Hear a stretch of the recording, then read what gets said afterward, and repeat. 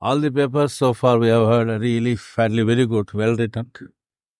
And in a sense, they were they were directing themselves to the subject and trying to know the fundamental fact that our mind by itself cannot know. So if you look at it from that angle, seminars, workshops, discussions, lectures, these things really do not help any one of us. Still, it has to be done. Ainanu poi ravale. We must go. We must attempt. Because somehow or other we must make this mind understand. It cannot understand. The whole attempt is funny attempt to tell the mind that it cannot understand. The topic of this seminar relates to the instrument or means of knowing. There's a slight deviation from what you may be having as a paper, but what you see there will be the correct one. It may not be in the beginning stages. As we advance, it will be there. So when you see the paper and when you don't see that it's tallied, then at that time you may look at the screen. Our master asserts that mind can know mind and divinity can know divinity. And the implication is clear that mind cannot know the divinity. The sentence of the master taken for the seminar is a part of the message given by him at Channapatna in 1972. He states clearly in this message that intellectuality works in its own narrow sphere, and we should always take the broader view of things and widen it so that it may be able to cross its own boundary. Mind thus is stated to be of the nature of binding us to our own notions and dogmas. Our mind, Master has clarified elsewhere, consists of 4 parts: Chitta, Manas, Buddhi and Ahankar. He asserted that a purified mind, with its constituent parts, only will give correct understanding, and it is the instrument that we have to use to know our true nature. In fact, it is on this axiom the whole of Raja Yoga is explained by him. Yet he makes the statement that mind can know mind and divinity the divinity. There is a clue here to understand that in fact they are not polar opposites, but is made so by many depending on mind exclusively to know reality. Explaining the origin of mind, he stated in the message given at the time of the centenary celebration of Mahatma Sri Ramchandraji Maharaj of Fatehgarh in 1973 that when the balance was disturbed, we came into existence. I do not want to elaborate the subject metaphysically. The thought for creation stirred up near about the center and energy began to flow out. What was that? That is the first mind, pure and simple, and that has woven all our frame and structure. It brought purity with it, which is still maintained. So, when we begin to give wrong suggestions, the mind which is absolutely pure repels them in order to maintain its eternal purity. Thus we understand that the mind is pure and divine in its nature. This leads us to think whether 2 types of mind exist in us, one leading us to the divine and the other away from it. This is the point that Lord Krishna tried to answer when he said that human beings are of 2 types, one of the divine, Daivi nature, and the other demonic or asuric. We who practice the Sri Ramchandra's Raja Yoga know that our lower mind, denoted by the portion marked as L in the heart, as explained in the book Efficacy of Raja Yoga, has to be transcended and move to the higher mind, marked as U, to start knowing reality. We have on earlier occasions noted that the duality exists not only at the mental, astral level, but at the physical level of brain also, by noting the different functions of the right and left. I think there's something wrong here. Left hemispheres of the brain.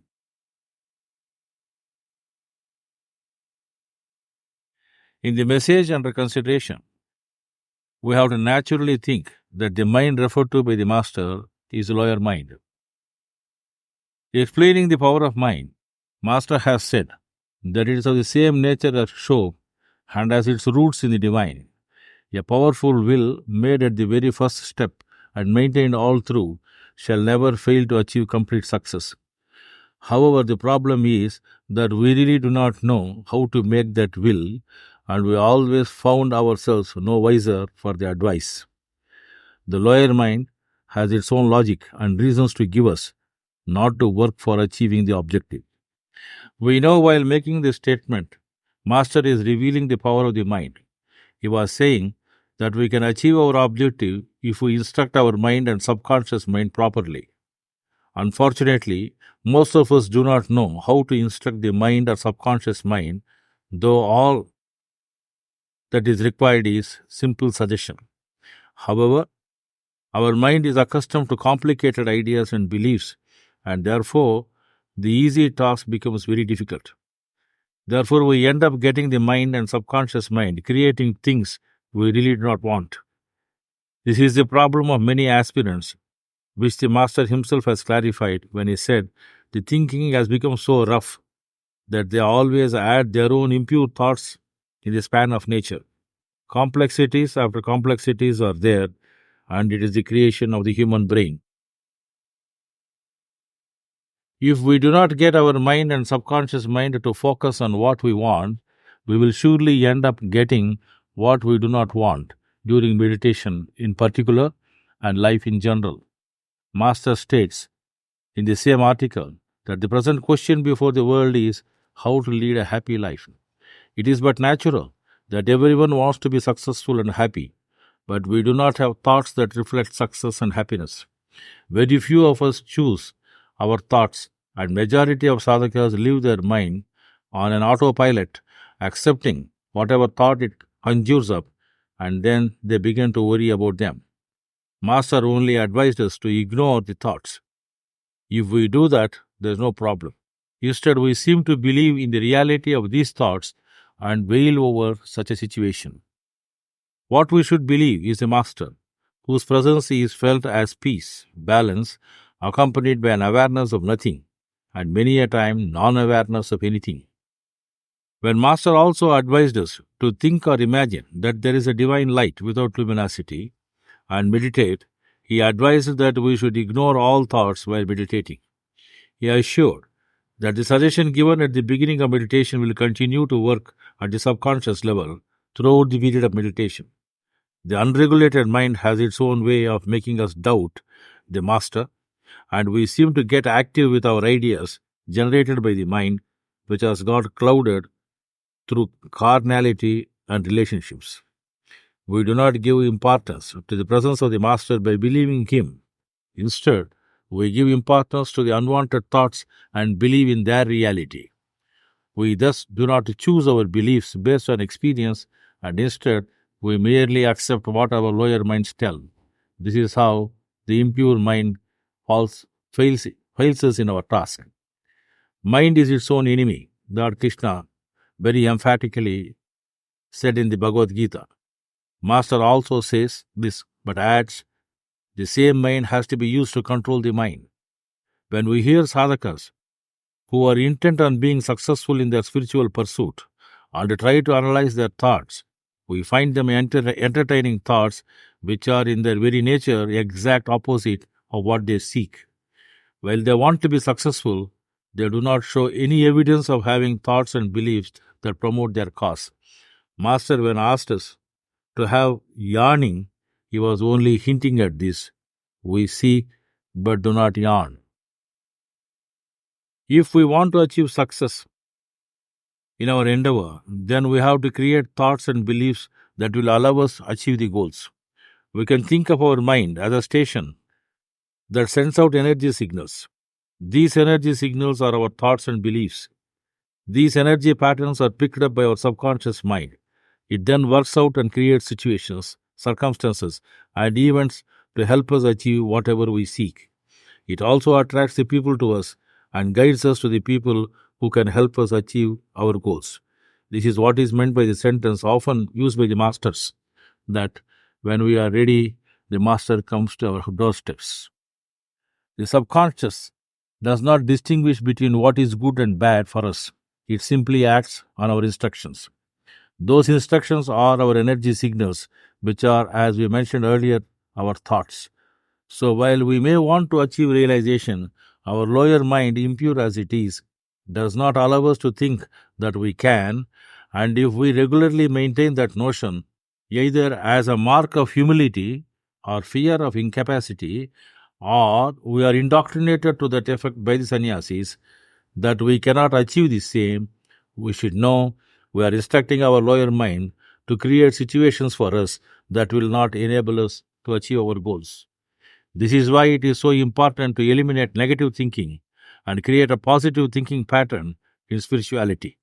It is in this context we should understand the value of the advice of the Master, that we should have faith in us that we can reach the goal.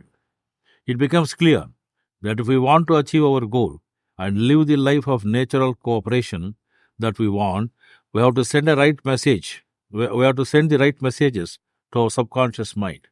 It's a matter that is not readily acceptable to our mind because this appears to be naive and simple. But that is a method suggested by our Master. If we examine whether the entertaining of patterns of negative thinking is helping us, we find that it does not. That type of defeatist mentality enables only to get defeated. When we get calmness and peace during the meditation, if our attention goes to these states of divinity, we progress faster. It is these states of divinity that know and lead us to divinity. That is how we can say divinity knows divinity. But for this to happen, we should be clear that divinity reveals itself through calmness and peace. The importance of having one method, one master, and the absolute faith in our own deservency to reach the goal cannot be overemphasized in sadhana. These statements of the Master are based on very sound principles of science of mind. We should have unflinching faith in our mind and its capacities. However, even as stated earlier, it becomes reliable only when it is pure, or in other words, is the higher mind. In any inquiry into the nature of things, three aspects ought to be remembered. 1. The object sought to be known should be clearly defined. 2. The instrument of knowing should be pure and clean. Thirdly, the knower should be objective. In any attempt to know the workings of mind, the instrument and the knower happen to be the same, and many times the object of observation itself is an aspect of mind or one of its processes. I beg your pardon to repeat my old example to explain this image. To explain this, imagine a bee somehow entered a room which has closed doors and window panes. The bee tries to get out of the room. It sees its freedom through the glass window panes, but however much it tries, it is not able to get out of the same. Similarly, the seeker of freedom sees the opportunities for freedom through the window of mind, but he is not able to get out of the window. The seeker, like the bee, can somehow sense the freedom and even experience it from time to time. But this does not only, but this he does only through the window of the mind. The seeker may truly be sincere in the longing for freedom. The misfortune is that regardless of what is attained or experienced, one remains inside the mind, and continues to search with the mind. This is one of the tough problems we face due to our formal training and education. We have had occasion to discuss this aspect while we discuss problems of sadhana in Vijnanamaya Kosha. Master, while giving his method indirectly, helped our mind find its futility. Our Master has asked us to meditate on divine light without luminosity. This is an impossible concept for the mind, and it is forced to stare at this idea. In doing so, he has blocked the way of the mind for the seeker and left open the way to freedom. Further, by assisting the seeker through Pranahuti, which informs the nature of pure and unalloyed consciousness, he opened the path to freedom. In real spiritual training, the mind has to be made silent and put to rest. Master therefore called himself a silencer.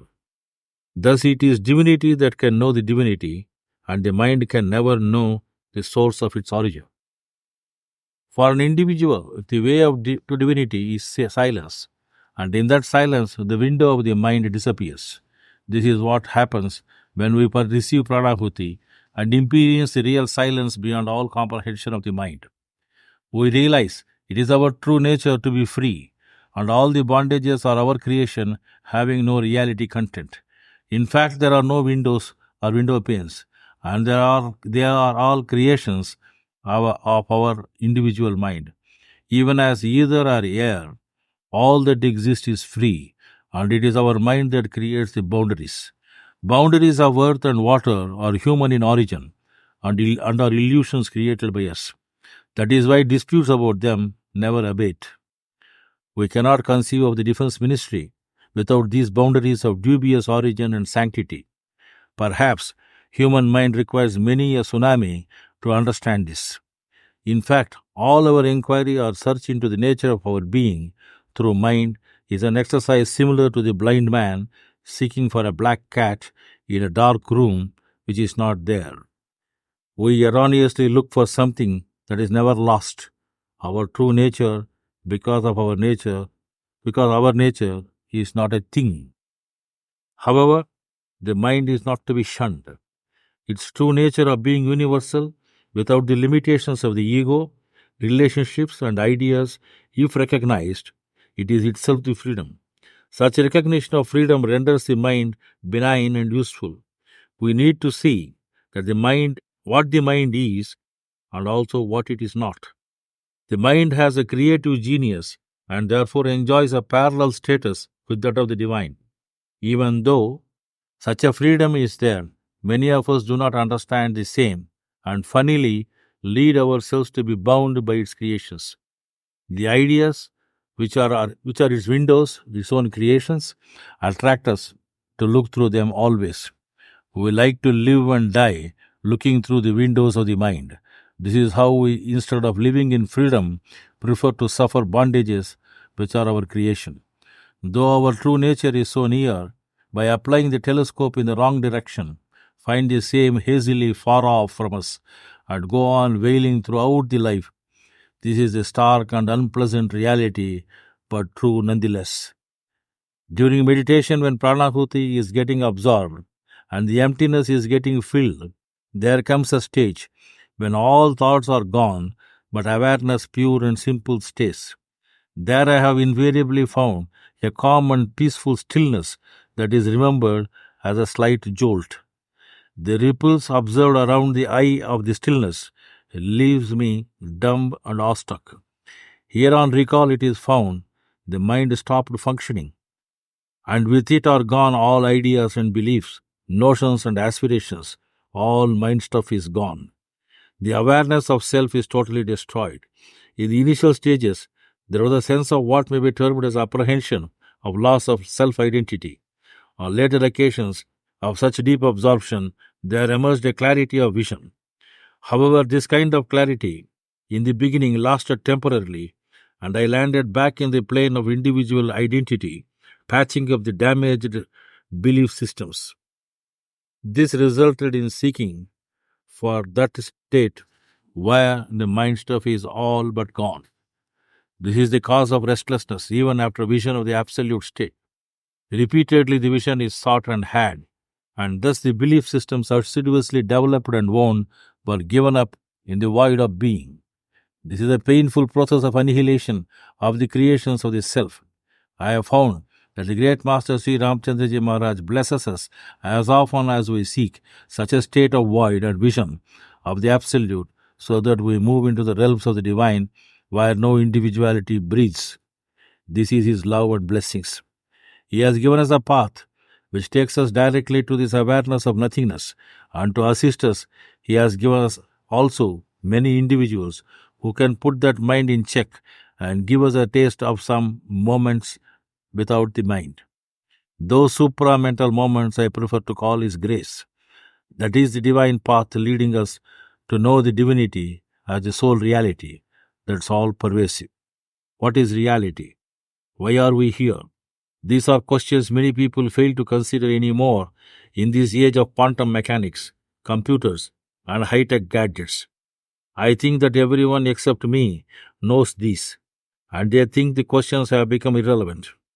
However, as a true seeker, I am the kind of person who would consider such questions and is amazed by the things other people take for granted.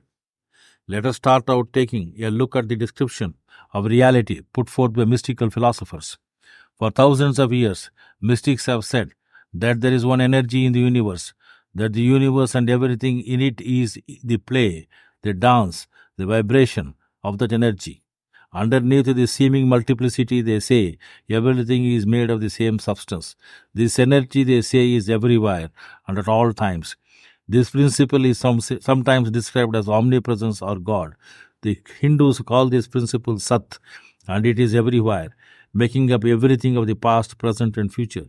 The mystics, in addition to noting that this one energy is omnipresent, also said that this energy is aware of itself, being everything and everywhere and at all times, that it is conscious, that it has consciousness, and this they call Chit. We should note that the word consciousness used here does not carry the same sense as what we would ordinarily think of as knowing in a cognitive sense. This is not the same sense as our senses. This is not the same sense as our senses and our brain knowing or recognizing something, though all that is one of the reference points we have intellectually for understanding the term consciousness. Ultimately, we have to experience being it. So we have this energy, this oneness, this unity, conceived as in and behind and over and around and through everything. And this energy of unity is aware of itself, being everything. Now, just for a moment, let us pretend that we are this one energy. And if we were everything, there would be nothing outside of us to seek. Then what is our original question of mind knowing the mind and divine knowing the divine? There would also be nothing to seek and nothing and know and get, nothing we would lack, because we are everything. There would also be nowhere to go, since we are already everywhere. So here we are, everything, always everywhere, with nothing to want or nowhere to go. The mystics who had this awareness of who they were naturally happy, peaceful, and blissful. This, they said, is the third characteristic of reality and called it Ananda, which means bliss. This, according to the mystical view, is who we are really, Sachidananda. Our fears, our desires, our ideas that we have got to get somewhere, the idea that we lack something, is in this view an illusion. We are not a separate ego in a bag of skin, but rather are this oneness. All this is good philosophy and good description of the nature of reality. But if this is true, why is it we are so unhappy so much of the time? Why do we feel so powerless? Why does it seem as if we are a separate creature in what looks to be a pretty dangerous world? It is obvious that to live, we need a constant supply of a very specific combination of gases to breathe. We need food on a regular basis, or we perish. We need to keep the temperature of the environment within a certain narrow range.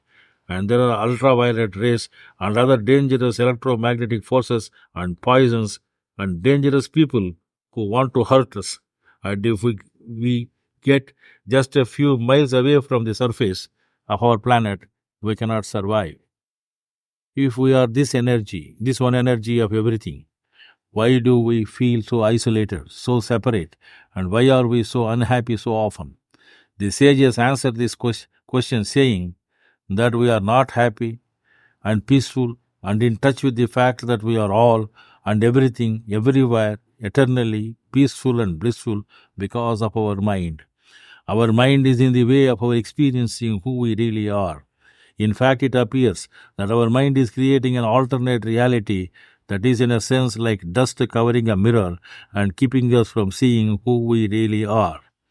Seeing that the mind gets in the way and obscures our true nature from us, the mystics came up with some methods for perceiving reality directly without the filter of the mind, and the most effective of those is meditation.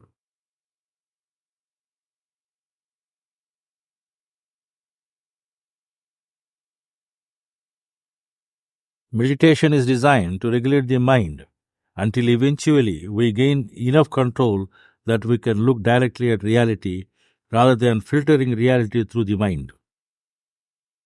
The traditional systems were satisfied with the concept of Satchidananda, and their methods of meditation led them there with persistent labor and effort. However, Master stated that Satchidananda is not our real nature, and our true nature is one of total nothingness. The Master said that at the moment of creation, this one energy, or center of all and everything, polarized itself into a seeming duality. The center and the stir or choke. One is latent, the other is patent. The zero and action are the polar opposites that emerge. These seemingly opposite forces are what we may consider as the cause for the universe to manifest in the first place. It is obvious that this duality is a seeming duality. The reason why these dualities, these opposites, only seem to exist is that each side of the duality depends on the other side for its existence. Here makes no sense without there, and love makes no sense without hate, and this makes no sense without that. They are not mutually exclusive opposites, but rather aspects of the same thing, the same process. Thus, the dualities arise like good and bad, divinity and mind. Each of these seemingly opposite poles are really totally dependent on each other. They are one thing, not two. In being opposite, they are also inextricably tied to each other, and one cannot exist independently. They are like two sides of the same coin. We cannot have a one-sided coin, and the two aspects of duality cannot exist separately either, nor can we win out over the other. We can see clear the implication of understanding this when we struggle to develop tolerance, patience, and cooperative spirit in our transactions. When we see ourselves as an entity sharing both these principles, we know who we are. That is the reason why Master asked us to meditate on the heart, where both activity and inactivity meets. When we do see who we really are, we relax. Meditation, while helping us in balancing ourselves, helps to get the mind out of the way, allowing us to experience reality directly. And when this happens, everything flows. When we see reality directly, when we directly perceive who we really are, without the mind getting in the way and imposing the world it created on top of everything, there is nowhere to go, nothing to get, nothing to fear. That is how we in the initial stages of such experience relax and experience happiness, love, peace and bliss. As the state advances in its depth, we move on to the state of balance and further on to a state of nothingness. Nothingness then is divinity at the time of origin as well as when we reach our goal or know our real nature. Sadhana then is nothingness knowing itself. And what is the purpose? Happiness, unbounded and eternal peace. When we describe things in this way, some persons think that if we are able to see reality directly in the way we have described, then we would have no motivation and no connection to life as we know it. This, however, is not at all what happens. When we see who we really are, we are still aware of the world the mind creates, the world of things and events, and we still participate in it.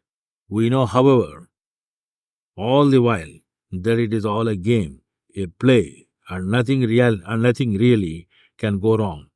Or rather, that whatever happens, we and everyone and everything else is still that one energy of all and everything. We can see that there are two ways of seeing things. In one way, the way of the mind, we see the separation of things and the tension between opposites and think all that to be reality. This could be called the game of black and white. The problem with this way of seeing things is that when we play, we add a rule that gives us a lot of trouble, the rule that white must win. We think good must win over evil, without realizing that the two depend on each other and cannot exist independently. We want life to win out over death, again without realizing that they are one thing, not two. The struggle to make what cannot be a reality is what creates suffering. The other way of, or the divine way of seeing things involves accepting that all the seeming opposites are one system, one organism, and that everything goes with everything else, and that fighting to make one side disappear or lose is futile. Now, this does not mean that we do not strive to be good or to stay alive, but it does mean that we realize that this striving is not to be taken too seriously and that we do not need to suffer over it. It is often said that the Buddha's doctrine teaches us that suffering will disappear if one has meditated long enough or if one sees everything differently. But his real teaching was not that at all. He was clear in stating that suffering is not going to go away, and only that the one who suffers is going to go away. Similarly, Master held that sufferings are caused by undue attachment, and being attached to one side of the duality and expect that to win always is as silly as being attached to throwing a ball in the air and expect it never to come down. It will not happen. In fact, operating in this divine way, in which we see things as more of a game, works much better. Our masters have adopted it and had equal passion for life as any one of us, and for sure they had better results. The only way by which I think we can lead this type of living is to meditate as advised by the Master, without any changes and modifications. His system is integral and can be practiced only fully. To practice some portions of a system and think that that is also doing good will not help us develop the integral living. It is likely that some persons may try to see the similarity in Vedic passages in Kena Upanishad, na tatra sakshur gacchati, na vag gacchati, na manaha, na vidmo, na vijanimo, yataitat anusishyat.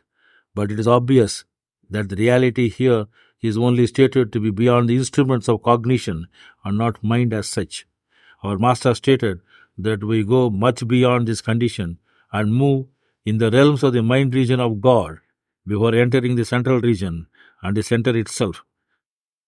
This is where one of the powerful belief systems affect us, and the vision of the mind region of God itself get blurred, and one is left repeating the words of the ancient sages and seers. Many victims of this notion are there, and that is because they do not live their dogmas, as Master puts it. Master summarized beautifully the system when he wrote, in short, just to say, every honest, genuine practicant is bound to comprehend and experience spiritual advancement in the right way. In the beginning, mostly there may be emphasis on the importance of the physical and material experience. However, comprehension concerning health and peace of heart and mind should develop gradually. Miracle, jugglery, black magic, machination, fraud, etc., producing effect through such means is entirely against spirituality and Brahmavidya, divinity. And anyone after this can never be deserving vessel for this superb science. Certainly there remains so much beyond and above the reach and grasp of heart and mind.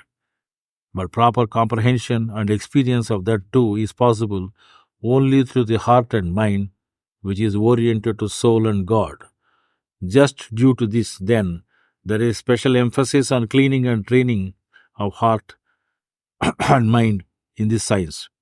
The finest divine gift, which is patrimony of the entire progeny of mankind, stands reserved just for the human being residing in the state of moderation in all respects. However, proper form of orientation and effort for that is difficult to be one's own fortune.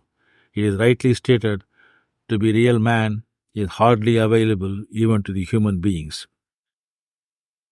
There is no point for dejection anyway, but divine help happens to fall to the lot of human being of right sort of courage alone. As such, adopt the purpose of life and path of its realization and move on and on until the purpose be fulfilled. Holding on to the promise that whoever moves one step towards the goal advances 10 steps The goal advances 10 steps towards that one. The experience of all this is a matter of fact, but only for the one who may have faith in the divine assurance and keeping steadfast to it may continue marching on. Amen. After having quoted the master's summary of the system, to add is this impertinence of the mind. But the monkey has its own way. With the divinity filled in our being, we radiate his effulgence. When we radiate light and consciousness, light and unconditional love, other people with good hearts are magnetically attracted to us to form the satsang. After all, like attracts like, even in the physical world. So why not be surrounded by seekers with simply wonderful hearts? This is the way of divinity, knowing divinity. Let me conclude stating, whatever an enemy might do to an enemy or a foe to your foe, the ill-directed mind can do to you even worse. Whatever a mother, father, or other kinsman might do for you, the well-directed mind can do for you even better. The divine mind can only be that which has directed itself to the divine, and that alone can know the divinity. Thank you.